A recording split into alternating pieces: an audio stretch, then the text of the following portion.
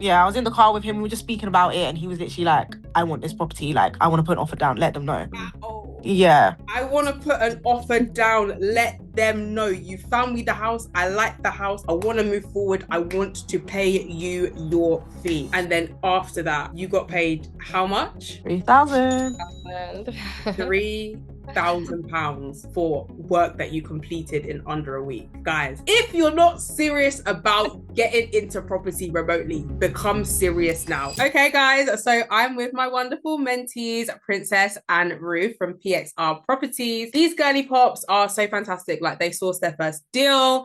And if you are looking for a deal sourcing duo, they're absolutely perfect to work alongside. So I'm gonna just ask them a couple questions about their journey, how they got started, and if you're an investor watching this, like how you can get in contact with them and get your journey started by getting your first unit. So my first question to you guys is, and I'll get Ruth to answer and then Princess, is before starting your deal sourcing business, like what were you guys doing? And also, how did we meet? Because actually, how we met is actually really interesting.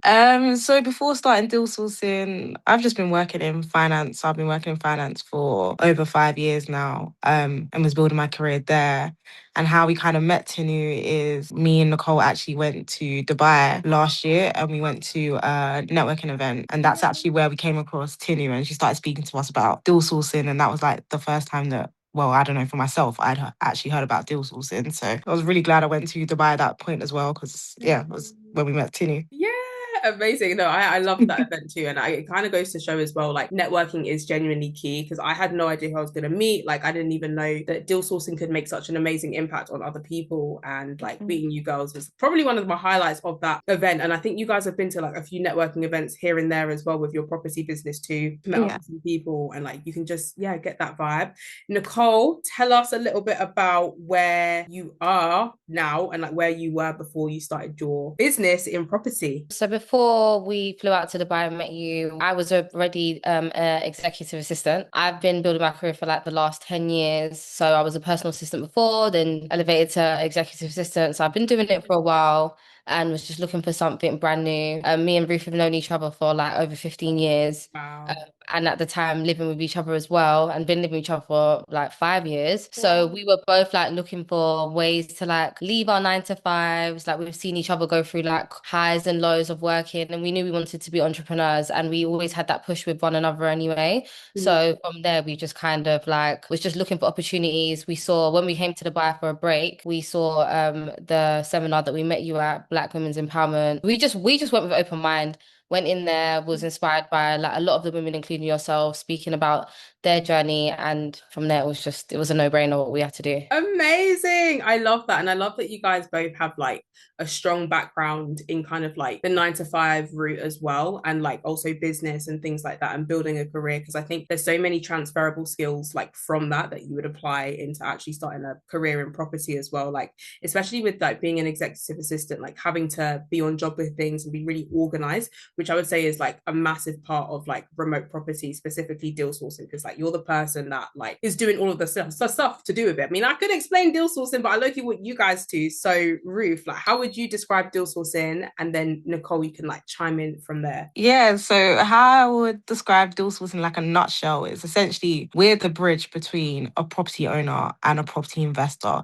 So the property owner being like a landlord. So we're basically connecting like investors with the landlords and we're essentially like the middleman. So we'll go to like viewings, we'll find the deals, we'll do the analysis. So we kind of do all the groundwork. Yeah, we present these deals to the investors and we speak to landlords about, using their properties, making sure that company let is allowed. So we kind of do, yeah, all the like groundwork and then connect the two, essentially. Perfect. And then Nicole, like how much can one typically expect to like make from one transaction in deal sourcing? Well, it kind of depends, but like obviously talk from our initial mentee, like we start like minimum started at like 3K, but like we've heard from, different scenarios, like bigger houses, bigger properties, bigger investments, that you obviously can go like quite a lot larger, but we've always capped our minimum at 3. Perfect. And I love that you said that, because you want to kind of have like a minimum that you're comfortable with, and like Yeah. £3,000 on literally just one deal. So like if you find a client, and we're going to talk about your deal that you closed actually as well. We're going to talk about that process, how much y'all got paid, etc., etc.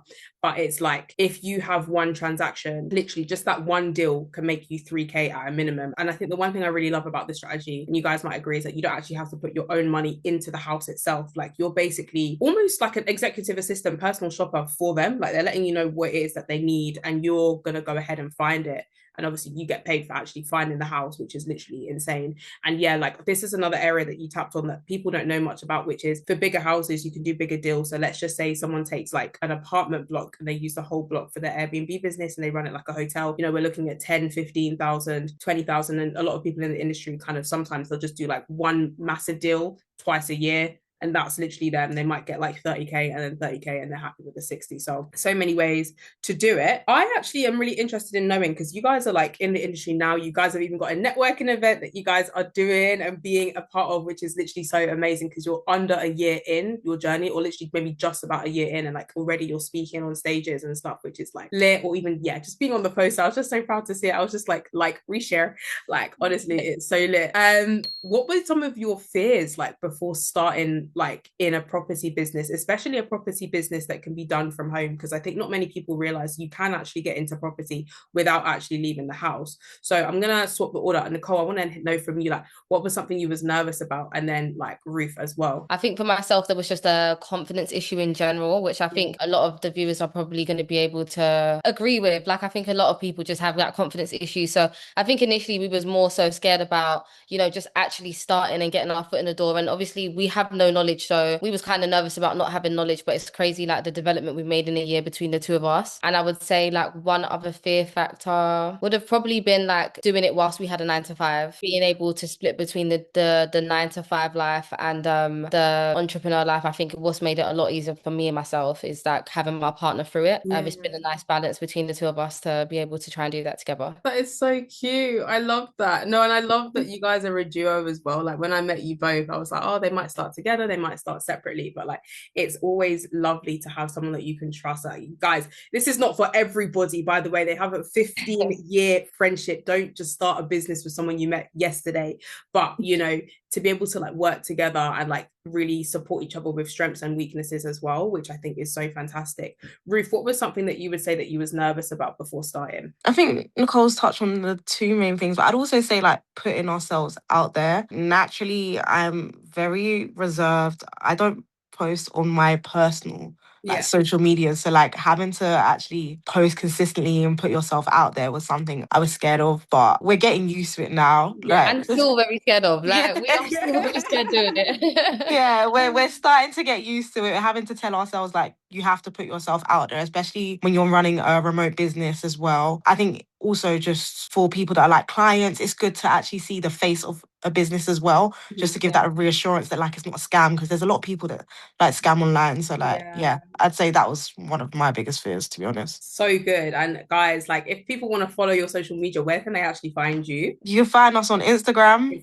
Yeah. We got TikTok, we got LinkedIn, we've got a website as well, Facebook as well. Yeah. What's your Instagram at for those who might be watching this on Instagram or online and they want to find you? PXR Properties for anyone that didn't hear. And I think one thing I say to all students is you don't have to start a social media page, but as a bonus, it is a really fantastic thing to do, because for me, like nowadays, the reason why I'm so inundated, so when people are offering me opportunities in property, I have quite literally got all of my 2026 clients from my Instagram alone, of people just popping up. And even to this day, I've got someone, hey Tinu, I've seen your video, I'm looking for properties in London and Kensington, could we jump on a quick phone call today? And literally after our call, I'm gonna have a conversation with them as well. So because they've seen me, they can kind of gauge a little bit of my personality. Like if you're someone that is confident, and even happy to fake it until you make it to jump online. Whilst it's not necessarily necessary, it will speed up your process 10 times faster because it's like, okay, cool, like I can see that they're legit. They've got social proof compared to someone who's literally just online saying, hey, I'm a deal sourcer, I've been mentored by so and so, and it's like we don't actually like know who you are. But I think part of that is actually low-key covered on the discovery call that you have with them, because one thing I do try and emphasize and teach is this idea of professional befriending. So you jump on a call with the client, find out their requirements, what they're looking for, and again, it does bring that tactile nature. But if you can have a social media support in it, it is even better. Now, my next question to you guys is I want you to talk me through your first deal closed. I want to know everything. I want to know how you found your co-sourcer, and actually talk to me a little bit about co-sourcing, how that worked, what the deal was, and of course, most importantly, what everyone wants to know, how much did the investor pay you in a fee for one single transaction? We will start with Ruth. So the deal, we met this investor actually at a property networking event. So guys, go to networking events because you can actually find investors there. And he was looking for HMOs, specifically like 4 to 5 bed HMOs. So that's what the deal was on, to be honest. It was a 4-bed HMO, but because it had 3 reception areas, he was able to change it into a 5-bed HMO because he put in a stud wall. It was in Croydon. I was going to say, what I wanted to know as well, it's just fantastic, by the way. Yes, networking events, those are like the most fantastic. Like, whilst you can do this thing remotely and it is remote, like if you can meet people in person, like again, that tactileness, like they can see you guys in person, they can see you ain't no scammers, you're physically like in front of them right now. So there is that. So you touched on like how you found the client, excellent stuff. How did the deal kind of transpire? So after meeting the client and finding out his criteria, how did you guys go about like finding the deal? I don't know if Nicole wants to jump in on that part. Ruth actually has the better rapport with this investor. Oh yeah, So go on, Ruth. yeah, Go but ahead. I'm You know gonna what? let her Continue. lead with this deal. So essentially how the deal kind of fell in our lap is we're in a group chat, a community, and put the investors' requirements in the community. And one of the deal sources, we like speaking, and he reached out and said he has a property. And I guess that's kind of how we started to do the negotiations with the deal, sent it over to my investor to kind of see what they thought about it. He liked the deal, so I went to go review it initially with the investor. He really liked it. So from there, it was just, to be honest, as soon as he viewed the property, he was like, I want this. Like, even before we'd even left. Yeah, I was in the car with him. We were just speaking about it. And he was literally like, I want this property. Like, I want to put an offer down. Let them know. Wow. Yeah. I want to put an offer down. Let them know you found me the house. I like the house.